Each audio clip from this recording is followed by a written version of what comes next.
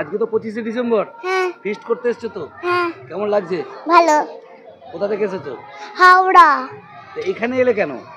এখানে আমার দেশ আছে বলে। হ্যাঁ এইখানে যে জায়গাটা এসেছো এই জায়গাটা জানো বা কোন একটা মহান ব্যক্তির জন্মস্থান? হ্যাঁ কি নাম? রাজা রামমোহন। কেমন লাগছে আজকে সারাটা দিন কি করবে? খেলবো আর খাবো। আমি এখানে আগেও এসে ঘুরে গেছি, তো আগের বছরই, তো জায়গাটা খুব ভালো লেগেছিল ঘুরে এসে। তো আমার পিসেমশাইয়ের এখানে বাড়ি, তো সেই জন্য ওনাকেই বলতে উনি এই জায়গাটি সাজেস্ট করেন পিকনিক করতে আসার জন্য। তো আজকে এসেছি, আরও অন্যান্য সব ফ্যামিলিরা এসেছে, দেখে খুব ভালো লাগছে। তো এখন আপাতত একটু ঘুরে দেখছি আমরা। Thank you. কোথা থেকে আসছেন? আমরা এসেছি হাওড়া, দাসনগর হাওড়া। কি নাম? আমার নাম সায়ন্তনী কর্মী। কেমন লাগছে? ভালো লাগছে।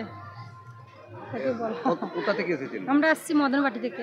পরিবার নিয়ে এসেছেন? হ্যাঁ সারাদিনই কাটাবেন? হ্যাঁ কেমন এখানকার পরিবেশটা কেমন লাগছে? ভালো।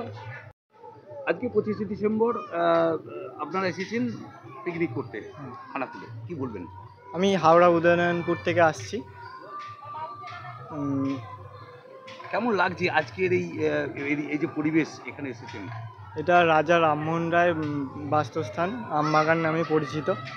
খুব ভালো পরিবেশ, প্রাকৃতিক পরিবেশ। এখানে আসছি, খুব আনন্দ লাগছে, ভালো লাগছে। পরিবারের সঙ্গে এসেছো? হ্যাঁ, পরিবারের সাথে এসেছি বলতে আমাদের দোকান থেকে আসছি, ফ্যাক্টরি থেকে আর কি। কাজের সবাই আছেন এখানে, খুব ভালো লাগছে, আনন্দ করছি, মজা করছি। চারিদিকটা ঘুরে এলাম একটু। সকালবেলা ব্রেকফাস্ট করেছো? হ্যাঁ, সকালবেলা ব্রেকফাস্ট করা হয়েছে। এবং লাঞ্চে কি আছে? লাঞ্চে মাংস ভাত, তারপরে চাটনি পাঁপড় এসব আছেই। তারপরে লাঞ্চের পর কি করবে?